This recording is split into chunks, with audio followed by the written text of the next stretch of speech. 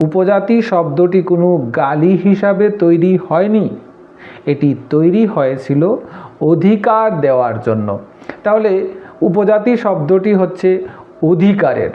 কিন্তু এখানেই গল্প শেষ নয়, ট্রাইব শব্দটিরও একটা ইতিহাস রয়েছে। এই শব্দটি আসে ইউরোপীয় নৃতত্ত্ব ও সমাজবিজ্ঞান থেকে। ব্রিটিশ শাসনের সময় ভারতে অনেক পাহাড়ি বনাঞ্চলবাসী নিজস্ব ভাষা ও সংস্কৃতি সম্পন্ন জনগোষ্ঠীকে বর্ণনা করার জন্য এই শব্দটি ব্যবহার করা হতো। ঔপনিবেশিক অনেক দলিলে আমরা ট্রাইব শব্দটির উল্লেখ পাই। ব্রিটিশদের দৃষ্টিভঙ্গি ছিল ঔপনিবেশিক। তারা নিজেদের সভ্য বলে ভাবত আর অন্যদের দেখত পিছিয়ে পড়া হিসাবে।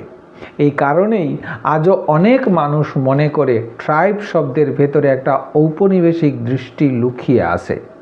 স্বাধীন ভারতের সংবিধান যদিও এই শব্দকে সম্পূর্ণ নতুন অর্থে ব্যবহার করেছে, তবুও শব্দের পুরনো স্মৃতি অনেকের মনেই থেকে গেছে।